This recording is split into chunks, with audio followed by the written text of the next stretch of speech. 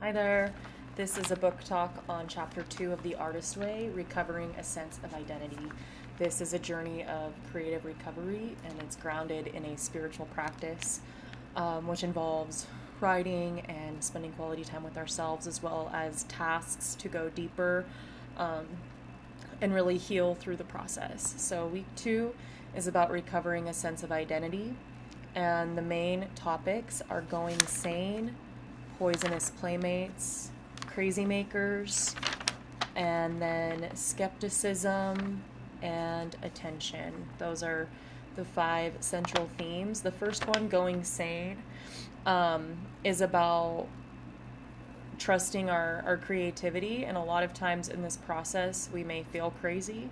Um, and yeah, it just talks about the ebb and flow of the process and really like being committed to the journey and recognizing self doubt and self attacks along the way. Because oftentimes self doubt turns into self sabotage and keeps us from pursuing our creative goals and visions. So she recommends the recovering artist must avoid taking the first think, right? And this speaks to just showing up and opening that creative channel and not judging the work, and just enjoying the process. So then we go to poisonous playmates, the next topic. And really, creativity flourishes when we have a sense of safety and self acceptance. And so that starts with ourselves. What can happen is that we may have friends who are poisonous playmates who don't believe in us or want to see us blocked or, push negative thinking or words onto us. And those are considered poisonous playmates. We don't want that. We don't need that. And that's one of the reasons why in this early creative recovery, it's recommended to keep it to yourself. Like, really show restraint when you're wanting to connect with others along the way, because they may not be supportive, even if you think they are or you want them to be. They might be poisonous playmates and keep you blocked, because block people, hurt people. So it's just one of those things. You really want to be protective of your artist, like in this creative recovery, and keep yourself safe, and sometimes that means privacy. Yeah, so we really can't afford doubts from our friends. Blocked friends might find your recovery disturbing, so as much as you may like seek for validation and um, acceptance outwardly, the work is to do it inside and give that to yourself. Um, yeah. So another component with this is understanding that your time in the morning pages is really between you and God, and it's a sacred time. So keeping that private is really great. And the essential element in nurturing our creativity lies in nurturing ourselves. So again, filling your cup, taking time for your artist date, and so forth. Yeah. Um, yeah, and she mentions your own healing is the greatest message of hope for others. And as your recovery progresses, you'll find more comfortable faith with your creator, and your creator within, and find the enjoyment in the process, not the product, and let go of the need to control the result and just show up to the process.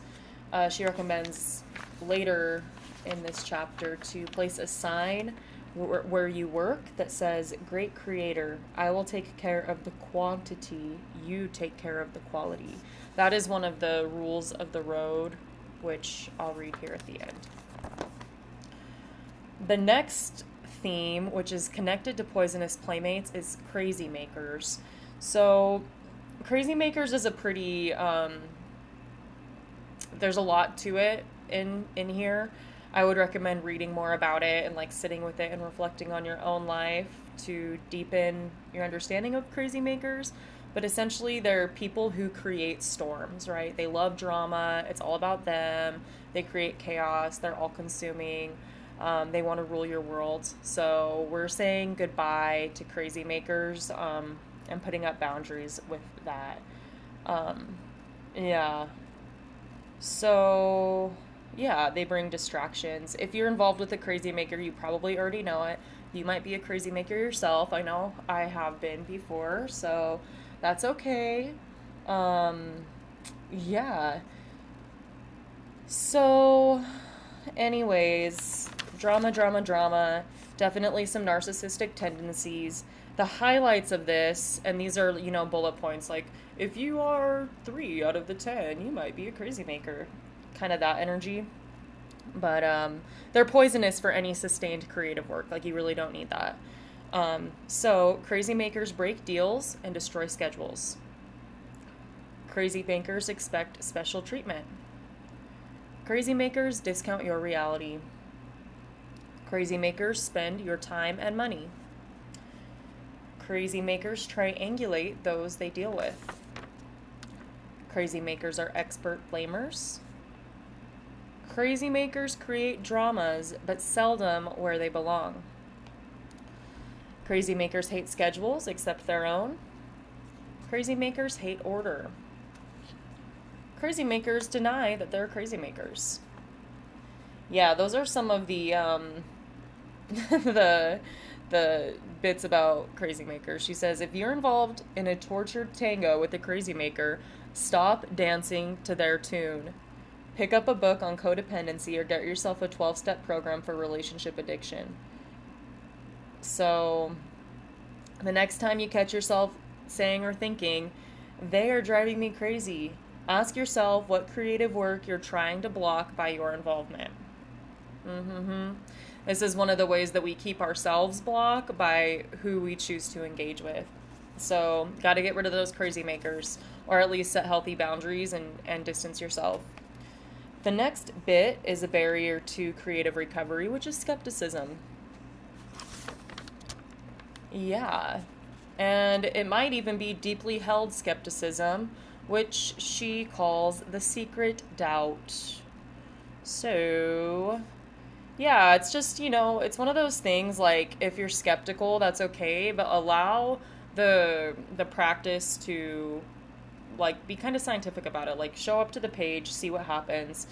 Set your skepticism aside. Like you don't have to engage with your skepticism. That's one of the things about identifying your negative beliefs and changing them into positive affirmations. It's recognizing that inner critic who always has something to say, who's negative or puts you down or whatever, and it's like you don't have to listen to that voice. You can just like set it aside and continue on your way. So, yeah, set aside the skepticism, even briefly, and be curious. Explore what happens without it. Right? This is just creative recovery is an exercise in open-mindedness, and so what the skeptic does is it limits and it blocks and it keeps you small. So just put it aside. You can go back to your skeptic nature if that's what you like, but give it a chance. Open your mind. Yeah. So the last bit here is about attention, and this line really hit when I read this again. This is like my 5th time reading this book, honestly, and it hits different every time. So that's when you know it's a true classic. Here's the line. Very often, a creative block manifests itself as an addiction to fantasy. Oh, snap. Yeah, an addiction to fantasy. So this is about being present and paying attention to the little things, right? And what you give attention to, that's what grows. And so, yeah. Anyways, if you read this section, let me know in the comments what you think about attention. She tells a really beautiful story about her grandmother and some other situations, but I think it's really just about being present and being like in the moment with what's happening. So, the rules of the road. To be an artist, this is what you must do. Numero uno, show up at the page. Use the page to rest, to dream, to try. Fill the well by caring for your artist. Set small and gentle goals and meet them. Pray for guidance, courage, and humility. Remember that it is far harder and more painful to be a blocked artist than it is to do the work. Be alert always for the presence of the great creator leading and helping my artist. Choose companions who encourage me to do the work, not just talk about doing the work or why I am not doing the work. Remember that the great creator loves creativity. Remember that it is my job to do the work, not judge the work. And again, put this sign in your workplace. Great creator, I will take care of the quantity, you take care of the quality. So those are really beautiful. It's really, the morning pages in the artist day is about strengthening our connection with God, Goddess, universe, source, and like kind of like a radio transmission. Like you put out, it receives, and then it kind of helps guide and inform your creative path and your recovery. So there's a variety of tasks for the week. For the full lowdown, you can hop onto my Patreon channel where I have all of the resources for the artist ways, summaries, tasks, etc. on there. So yeah, that's the link in the description if you'd like to do that. And yeah, a few brief ones. There's affirmative reading every morning. Read the basic principles, right? Remember those? And then this one's really good too. Where does your time go? List 5 major activities this week. How much did you give each one? Yeah, and there's a bunch of good ones. List 20 things you enjoy doing. Dip back into week 1. Return to your imaginary lives. Life pie. All the things. So again, if you'd like to see the written report of that, you can join my Patreon page, Soul Space Studios, for support in creative recovery. And yeah, I'll tune in with you guys for a book talk on week 3 next week. Bye.